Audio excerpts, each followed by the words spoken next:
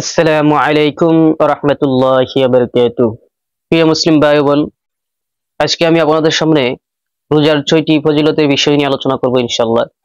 যেহেতু আমাদের সামনে মহিমান্বিত রমাদান মাস, তাই আমি রোজার গুরুত্ব ও ফজিলত নিয়ে একটি ভিডিওতে রেফার সহকারে আলোচনা করব। অবশ্যই একজন মুসলিম হিসাবে প্রত্যেকের রোজার গুরুত্ব ও ফজিলত জানা দরকার। তো চলুন দেরি না করে ভিডিওতে যাওয়া যাক। এক, রোজার প্রতিদান আল্লাহ তাআলা নিজ হাতে দিবেন, অর্থাৎ নিজে দিবেন। রোজার প্রতিদান আল্লাহ রাব্বুল আলামিন নিজে দিবেন। প্রত্যেক নেক আমলের নির্ধারিত সওয়াব ও প্রতিদান রয়েছে, যার মাধ্যমে আল্লাহ তাআলা আমলকারীকে পুরস্কৃত করবেন। কিন্তু রোজার বিষয়টি সম্পূর্ণ আলাদা, কারণ রোজার বিষয় হচ্ছে আল্লাহ তাআলার পক্ষ হতে এক অনন্য ঘোষণা। হযরত আবু হুরায়রা রাদিয়াল্লাহু আনহু থেকে বর্ণিত, রাসূল সাল্লাল্লাহু আলাইহি ওয়াসাল্লাম ইরশাদ করেছেন, মানুষের প্রত্যেক আমলের প্রতিদান বৃদ্ধি করা হয়। একটি নেকির সওয়াব 10 গুণ থেকে 27 গুণ পর্যন্ত। আল্লাহ তাআলা ইরশাদ করেন, কিন্তু রোজার আলাদা, কেননা তা একমাত্র আমার জন্য এবং আমি নিজেই এর বিনিময় প্রদান করব। বান্দা একমাত্র আমার জন্যই নিজের প্রবৃত্তিকে নিয়ন্ত্রণ করেছে এবং পানাহার পরিত্যাগ করেছে। 2, আল্লাহ তাআলা রোজাদারকে কিয়ামতের দিন পানি পান করাবেন। হযরত আবু মুসা রাদিয়াল্লাহু আনহু থেকে বর্ণিত, রাসূল সাল্লাল্লাহু আলাইহি ওয়াসাল্লাম ইরশাদ করেছেন, আল্লাহ রাব্বুল আলামিন নিজের উপর অবধারিত করে নিয়েছেন, যে ব্যক্তি তার সন্তুষ্টি লাভের উদ্দেশ্যে গ্রীষ্মকালে রোজার কারণে পিপাসার্ত থেকেছে, তিনি তাকে তৃষ্ণার দিন অর্থাৎ কিয়ামতের দিন পানি পান করাবেন। সুবহানাল্লাহ।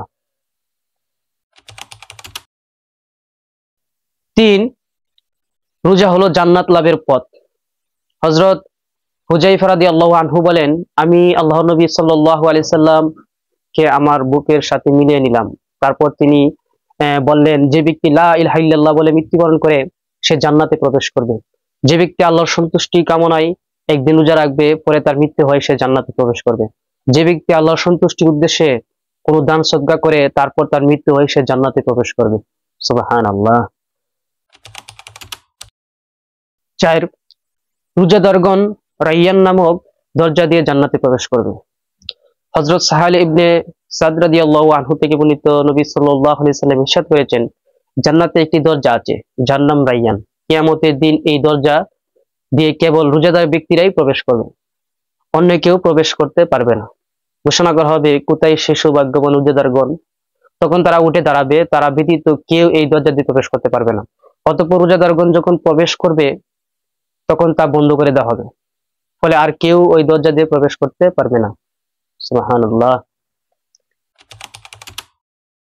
5, রোজা জাহান্নাম থেকে রক্ষাকারী ডাল ও দুর্গ।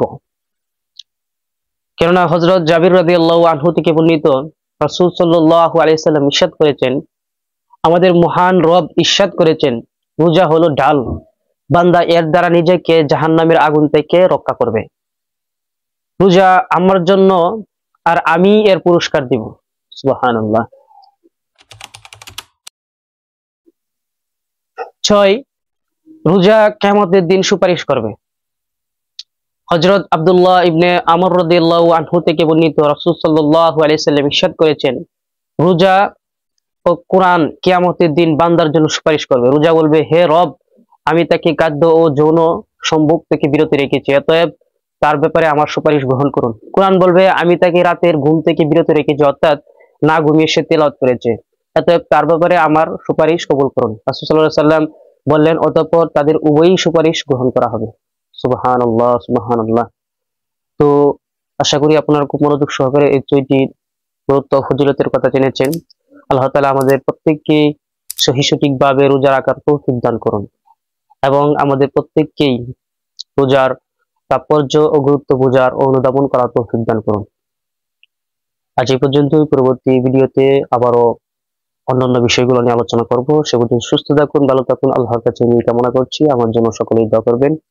আসসালামু আলাইকুম ওয়া রাহমাতুল্লাহি ওয়া বারাকাতুহু।